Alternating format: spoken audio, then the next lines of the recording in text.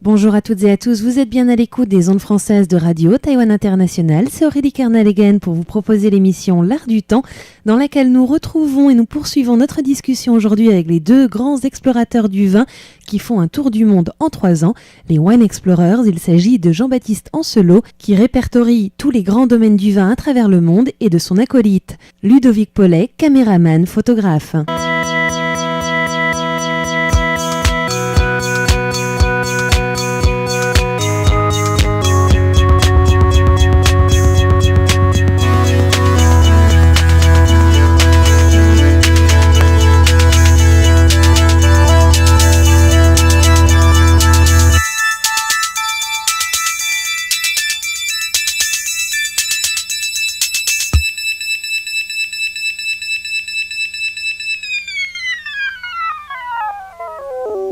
Jean-Baptiste, alors comment se passe donc la visite du vignoble taïwanais? Est-ce que vous y avez été bien reçu et quel est votre travail concrètement sur place? Ça passe de la visite des vignes, goûter les productions, un travail de partage ou en tout cas de communication avec les vignerons?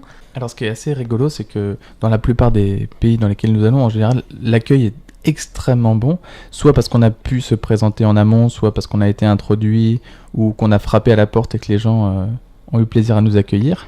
Et en général, on essaye de passer une journée par domaine. Et puis après cet échange protocolaire où effectivement on se présente un petit peu parce qu'on est jeune, donc il y a une légitimité à apporter dans notre projet. Mais vous êtes français. Voilà, ça joue en votre faveur. Ça joue énormément. C'est extraordinaire. Français, plus d'avoir fait les études à Bordeaux, là je pense que quelles que soient vos études, bon. Avis à la population, si vous voulez voyager, faites vos études à Bordeaux au moins 6 mois et dites-le, ça aide, ça ouvre toutes les portes, c'est incroyable. Et finalement, une fois que ces présentations sont faites, l'idée pour moi, c'est d'aller très profond dans les aspects techniques, dans tout ce qui est terroir, méthode de travail, cépage utilisé, conditions climatiques, aller très très loin dans la dégustation avec le vigneron pour avoir une documentation complète et technique, qui vient en alchimie avec le travail de Ludovic sur la partie photo, et qui nous permet après de construire à la fois une base documentaire pour plus tard. Et une histoire. Et cette histoire, on aime bien la partager parce que le vin, c'est d'abord du partage. Et si on le fait, c'est d'abord pour que les gens puissent le vivre avec nous.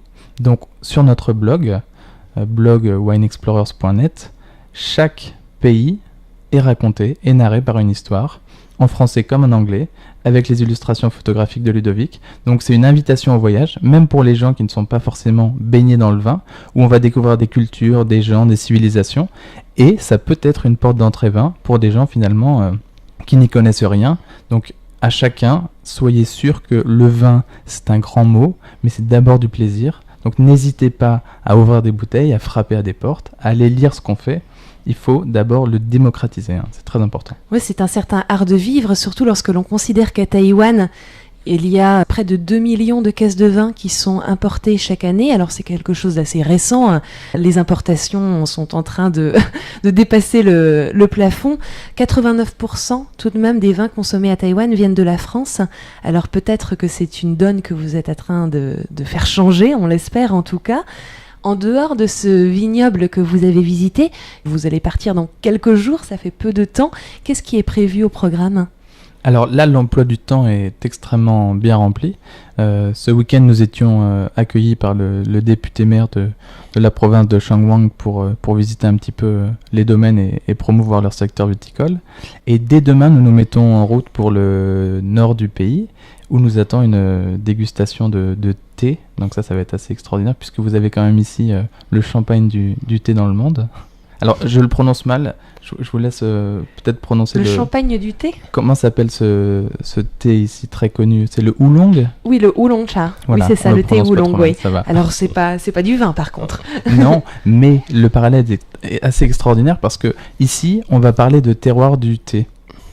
Et on va pouvoir faire un parallèle entre le monde du vin et le monde du thé, où les gens ici dégustent le thé comme on dégusterait du vin, et classifient finalement la topographie, le climat comme des paramètres fondamentaux dans la production et dans finalement les catégories de thé. Et d'ailleurs, il paraît que si vous ramassez les feuilles à une certaine période de l'année, elles seront meilleures qu'à une autre. Donc pour nous, il y aura un parallèle fantastique entre le vin et le thé à Taïwan. Il y a la qualité du sol, il y a également la saison, l'altitude qui joue sur la pousse des jeunes feuilles tendres qu'on va récolter, qui sont tout à fait au-dessus du plan du thé. Et c'est vrai que lorsque les Taïwanais en parlent, ils en parlent avec presque une certaine religion, comme on parlerait du vin en France. Alors il y a même peut-être un petit parallèle à effectuer avec d'autres pays dans lesquels vous êtes rendus. À l'île Maurice, on fait du vin, alors maintenant je suis partie sur le thé, on fait du vin avec du litchi et de l'ananas. Oui, exactement. On a été quand même à Maurice, on se doutait qu'il n'y allait pas avoir de vin, mais on savait que le vin était présent.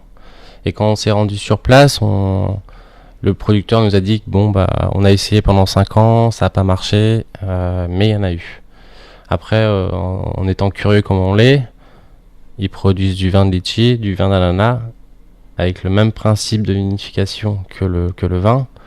À l'issue de grappe, on s'est dit, il faut qu'on aille voir, il faut qu'on teste. Alors comment est-ce qu'on le déguste ce vin ? Il me semble il y a quelque chose d'assez particulier. Ah oui. Oui, il y a quelque chose de particulier. Et puis d'abord, quand on a fait la démarche d'y aller, en fait, c'était pour dire aux gens, voilà comment on fait aussi le procédé du vin de fruits.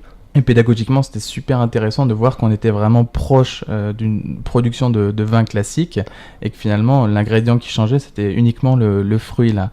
Et ce qui était très drôle, c'est que les locaux, les Mauriciens qu'on a rencontrés, qui étaient extrêmement sympathiques, nous disaient que l'ananas chez eux, c'était une religion, un sacerdoce. Et qu'on est proche de la mer, et le meilleur moyen de manger son ananas, c'est de le tremper dans l'eau de mer. Alors on les a regardés avec des yeux complètement écarquillés en disant c'est pas possible. Et alors le jeune nous racontait que sur sa planche de surf, tous les matins, pendant sa tendre enfance, il se prenait des tranches d'ananas dans un petit sac plastique et il les trempait dans l'eau de mer, comme nous on pourrait tremper la tartine dans le café, avant de les mettre à la bouche. Et la salinité de l'eau de mer change le goût de l'ananas. Et donc nous avons fait le test, bien sûr, curieux comme nous sommes, une petite plongée, et en sortant de l'eau, nous avons fait une dégustation de vin d'ananas avec Ludovic, et c'est extraordinaire. Les parfums sont décuplés, l'ananas a un goût encore plus doux, c'est très long en bouche, c'était fantastique. On aurait pu derrière manger un gâteau au chocolat, et le monde s'arrêtait. J'imagine que ça doit être un vin très sucré. On pourrait s'imaginer ça, et on était les premiers à le penser, mais c'est un vin sec. C'est-à-dire qu'il le vinifie en sec, ce qui est beaucoup plus agréable. S'il était sucré, on pourrait avoir un côté très écœurant rapidement, comme avec beaucoup de vins liquoreux. Là, la chance, c'est qu'on est dans un pays très chaud, donc le fait de l'avoir vinifié en sec, c'est rafraîchissant, et ça donne finalement envie de boire un deuxième verre. C'est très malin. Alors, quand on parle de tous ces vignobles-là, est-ce qu'il y en a certains ou une grande proportion ? Est-ce que ça a été aussi un de vos centres d'intérêt peut-être d'axer plus sur des productions biologiques ? C'est vrai qu'on parle énormément des productions biologiques de vin en France avec les résultats que ça peut avoir. Une très bonne année suivie d'années un petit peu déplorables à succession. Mais est-ce que c'est un axe pour vous à suivre ? Et est-ce que c'est possible de faire du vin dans un pays par exemple tropical mais qui serait biologique ? Ou est-ce que c'est tout à fait impensable ? Alors déjà, le bio, comme on l'entend en Europe, c'est quelque chose qui est normé. Et pour aller vite et le faire simple, on a le droit d'utiliser seulement un certain nombre d'engrais et autres. Et on a un nombre de pesticides très limité. Et finalement, quand on décide de faire du bio, c'est qu'en général, on a une démarche environnementale. Dans tous les pays par lesquels nous sommes passés pour l'instant, il n'y a pas de bio uniquement parce que dans ces gouvernements-là, il n'y a pas de labellisation bio. En revanche, énormément des producteurs que nous avons vus ont des démarches environnementales. C'est-à-dire qu'ils traitent très peu, ils mettent peu d'engrais, ils font très attention à leurs vignes, ils vendangent manuellement, il n'y a pas forcément de machines qui passent. Donc les gouvernements de ces pays, notamment en Afrique, n'ont pas de label bio, mais pour autant, les vins pourraient être dans une démarche telle qu'en de Éthiopie, bio. peut-être. Exactement. Et l'Éthiopie d'ailleurs est un excellent exemple parce qu'on est très très haut en altitude. On est à 2000 mètres en moyenne au-dessus du niveau de la mer et pourtant on est très proche de l'équateur. Donc ça rejoint votre question, est-ce qu'on peut faire finalement du vin dans des milieux un petit peu tropicaux ? Oui, absolument, quand on est en hauteur et également dans une démarche de bio parce que plus vous êtes haut, plus vous avez de la fraîcheur et finalement on aura moins ce qu'on appelle de maladie de la vigne, donc forcément moins besoin de traiter. Donc du bio, on pourrait en faire dans beaucoup d'endroits dans le monde. Donc en fait, sans avoir le label bio, tous ces vins-là qu'on ne connaît que très peu au final, pourraient recevoir ce label bio presque, parce que la démarche environnementale est là, soit par manque de moyens, soit par culture traditionnelle de plantation. Tout à fait. À Taïwan, il y a un label bio qui existe pour les vins, il me semble. Alors, il n'y a pas de label bio pur à notre connaissance, contrairement à ce qu'on peut avoir avec la production de thé. En revanche, ils essayent d'avoir des appellations d'origine, de plus en plus. Parce qu'il y a quand même maintenant 2 principales régions de production de vin ici, dont la région de Shenhuang, si je ne dis pas de bêtises.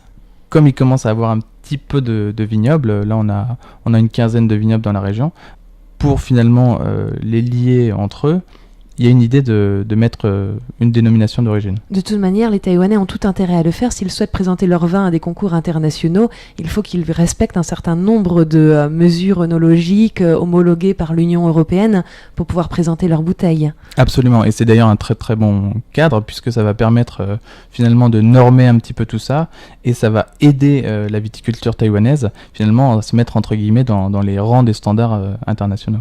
Alors vin rouge, vin blanc, vin de fruits, on parle même de thé qu'on a évoqué brièvement tout à l'heure. En fait, vous êtes généreux. Il n'y a pas vraiment de distinction entre... vous n'avez pas de préférence. La préférence, je pense qu'elle se fait dans le moment.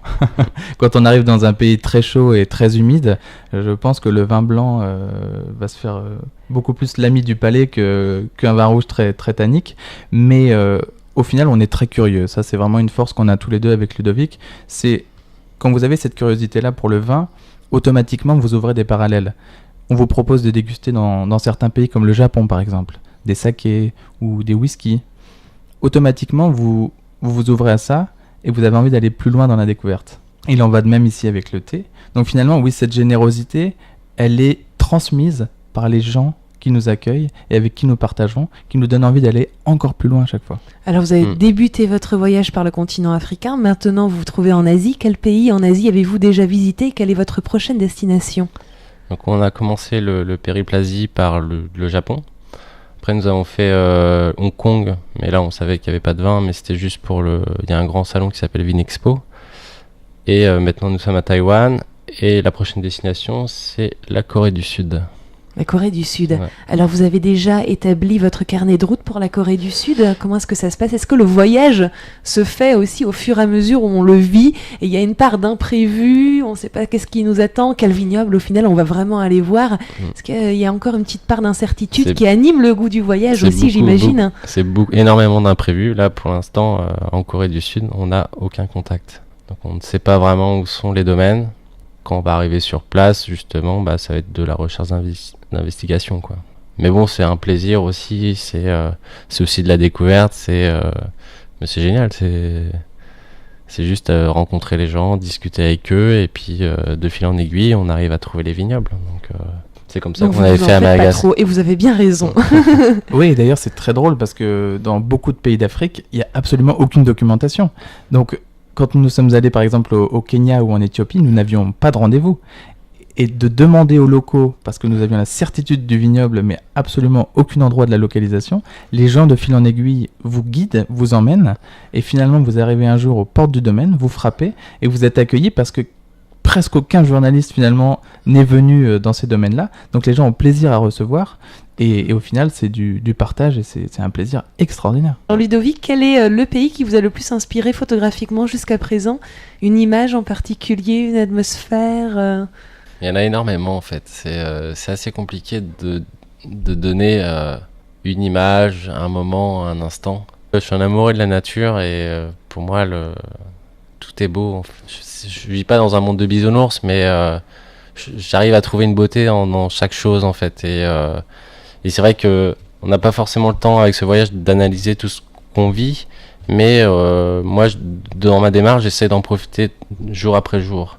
Et c'est vrai qu'après, quand je fais mes retouches photos, j'ai des images qui me reviennent parce que justement, je participe à quelques concours photos, donc je suis obligé de travailler en amont. Et moi, il y a une image de portrait qui m'a marqué, c'est en Namibie, portrait d'une travailleuse qui m'a tué du regard. Et son regard me perturbe encore à l'heure actuelle, quoi, quand j'y pense, quoi. Donc c'est un beau cadeau en fait. C'est un très très beau cadeau. Ouais. Tout ce travail de restitution, on va le voir où en dehors du blog? Vous destinez à faire quoi? Un documentaire, un livre? Ce sera destination de professionnels, d'amateurs? Je crois que le vivier est assez riche, surtout que la matière sera nouvelle. Donc effectivement, beaucoup de projets d'écriture avec Ludovic, des livres principalement à destination du grand public pour faire rêver un petit peu les gens et leur donner envie de voyager et d'aller parcourir ces pays producteurs de vin. Quelques livres un petit peu plus techniques aussi, parce qu'on aura de la matière et que ce sera intéressant de partager avec les gens de la profession nos découvertes.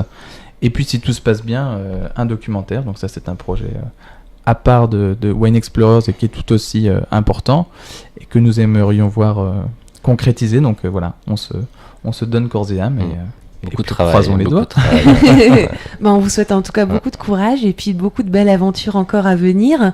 Bon, eh bien, merci beaucoup d'avoir été nos interviewés du jour dans cette émission de l'Art du Temps. Donc Jean-Baptiste Ancelot et Ludovic Paulet. On suivra avec grande attention la suite de vos aventures. Bonne continuation. Merci. Merci. Et à bientôt. Merci. Merci d'avoir suivi l'Art du Temps. C'était Aurélie Kernalegan sur les ondes de RTI.